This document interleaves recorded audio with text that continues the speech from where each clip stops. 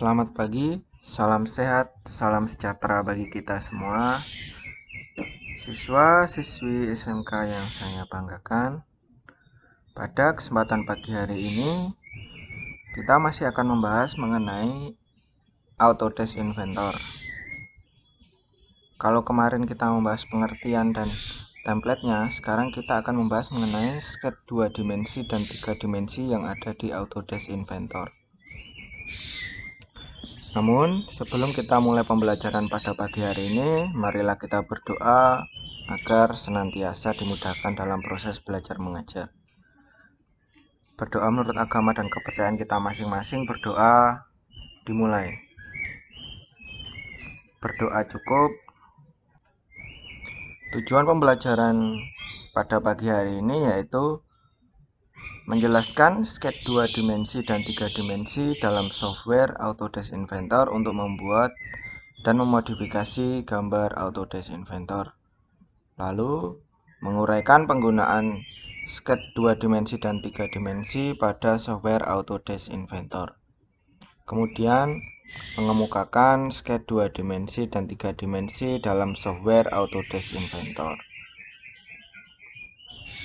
Jadi saya harap setelah pembelajaran ini semua siswa, baik yang belum mempunyai laptop maupun sudah mempunyai laptop, paham dan mampu menjelaskan, menguraikan, serta mengemukakan sketch 2 dimensi dan 3 dimensi. Nah, yang pertama kita akan belajar mengenai sketch 2 dimensi dan 3 dimensi dalam Autodesk Inventor. Apa itu sketch 2 dimensi? Sketch 2 dimensi pada Autodesk Inventor ini hampir mirip dengan AutoCAD. Apabila kalian sudah pernah mengoperasikan AutoCAD sebelumnya, maka seharusnya kalian dengan mudah mampu menguasai materi sketch 2 dimensi ini. Apabila pada software AutoCAD itu membuat sketch dengan 3 sumbu X, Y, Z, maka sketch 2 dimensi pada Autodesk Inventor ini hanya membutuhkan 2 sumbu, yaitu X dan Y.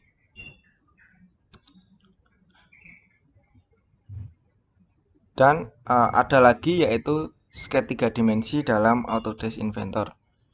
Kita dapat membuat sketch yang tidak hanya 2 sumbu, melainkan kita bisa membuat beberapa sumbu. Misalnya jalur pipa yang berkelok-kelok, membuat desain sudut turbin, dan lain-lain. Nah, pada Autodesk Inventor profesional, sketch 2 dimensi merupakan program default sketch yang digunakan. Untuk mengaktifkan sketch 3 dimensi, kita harus finish sketch 2 dimensinya terlebih dahulu. Lalu klik icon sketch 3 dimensi. Nanti kita akan coba praktekkan. Lalu untuk simbol dan fungsi yang ada pada sketch 2 dimensi kurang lebih sebagai berikut. Yang pertama ada line dan spline. Line ini berfungsi untuk membuat garis lurus, sedangkan spline untuk membuat garis kurva dengan titik poin tertentu. Selain spline ada juga bridge curve. Lalu ada lagi circle. Bisa dilihat ikonnya. Fungsinya untuk membuat lingkaran. Di sini terdapat 3 cara untuk membuat lingkaran, yaitu center point circle, tangent circle, dan ellipse. Masing-masing mempunyai fungsinya sendiri-sendiri. Lalu ada lagi arc. Fungsinya untuk membuat garis busur. Di sini terdapat 3 cara dalam membuat arc, yaitu 3 point arc, tangan arc, serta center point arc. Lalu ada lagi bend.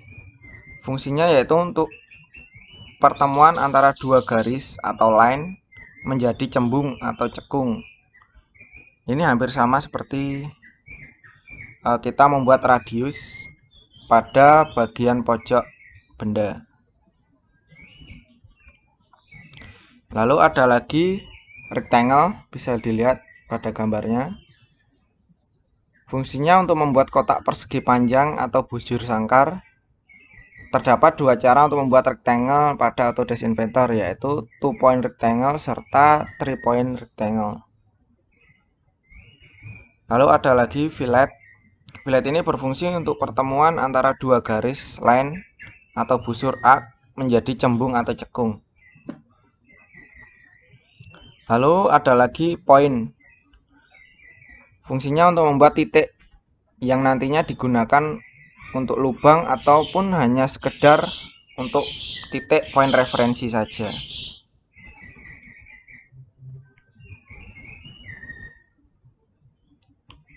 Lalu ada lagi mirror. Fungsinya untuk membuat duplikat dengan objek atau referensi garis cermin. Hasilnya objek simetris yang kita pilih dapat di-copy secara persis sesuai dengan referensi garis cerminnya. Lalu ada lagi rectangular pattern. Fungsinya yaitu membuat duplikat objek dengan pola lurus. Dengan rectangular pattern kita akan lebih menghemat waktu dalam pembuatan objek satu persatu. Jadi kita bisa mengcopy sebuah objek itu dengan pola garis lurus.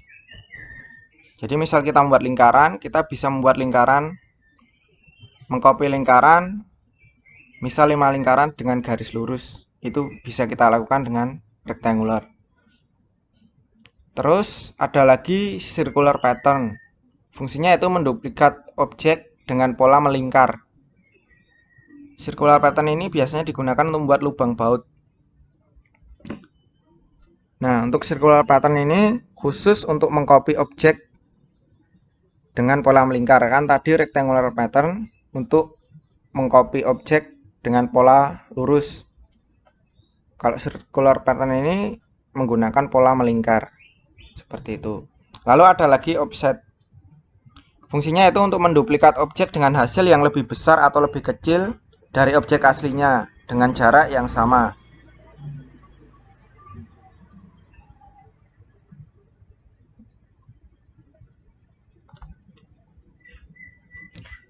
Nah, ini ada lagi yaitu perpendicular.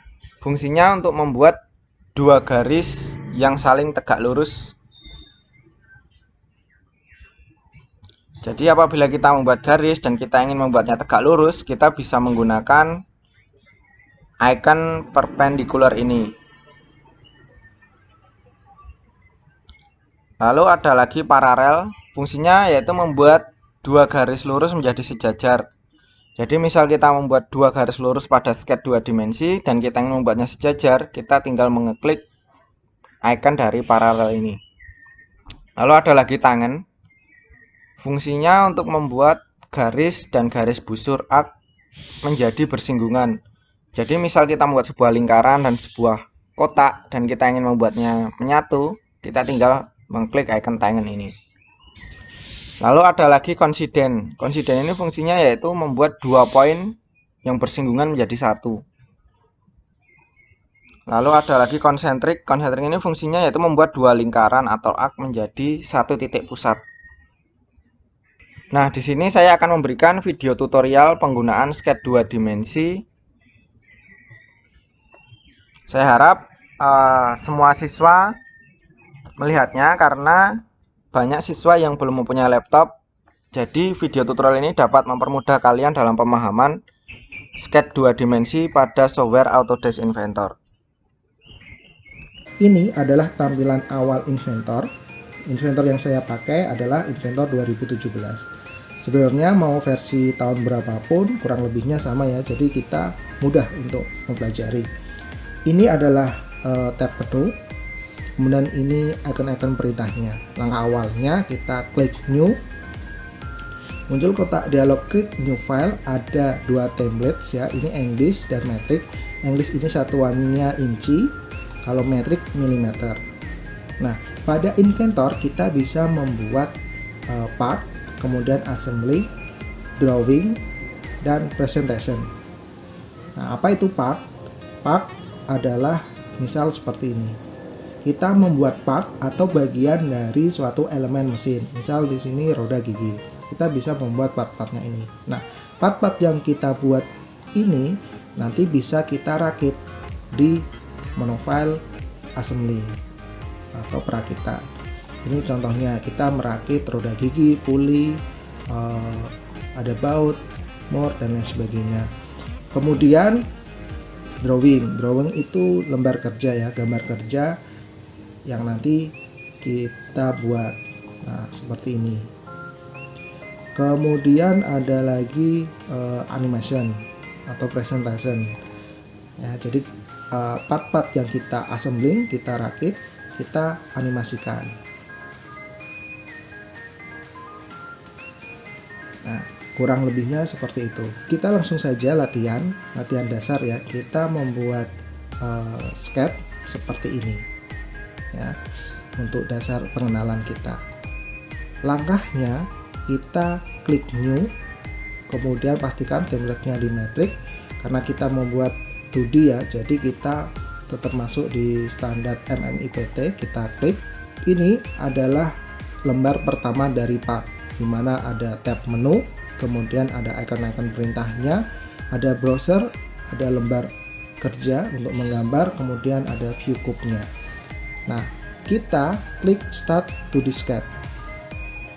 Ada 3 plan atau bidang, ada XY plan, kemudian YZ plan, dan XZ plan. Kita bisa memilihnya untuk menggambar sketch. Kita misal klik XY plan.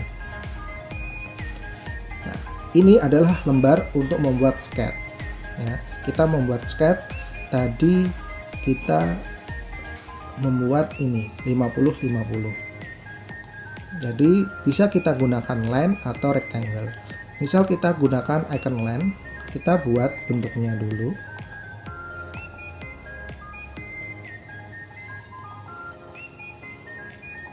Nah, kita klik, kemudian kita klik icon dimension. Kita masukkan ukurannya atau dimensinya. Misal tadi 50, enter. Nah, kemudian ini kita klik, kita tarik, ini sama, klik tulis 50. Nih.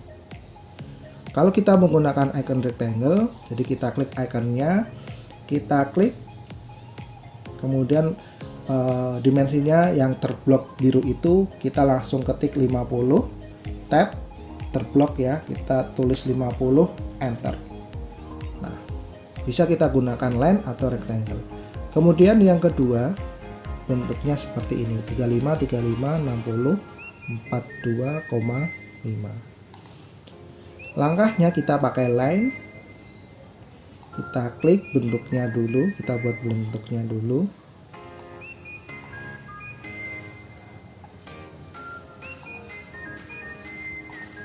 Nah, kemudian kita klik dimension untuk memberikan ukuran atau dimensinya. Kita klik, seret ke atas, klik tadi ini 35,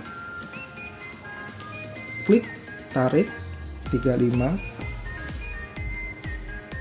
klik tarik 42,5, klik tarik 60. Nah, hasilnya seperti ini. Kemudian yang berikutnya ini nah, 10, 10, 23, 15, 60, 15, 15. Kita buat, kita klik line, kita buat bentuknya dulu.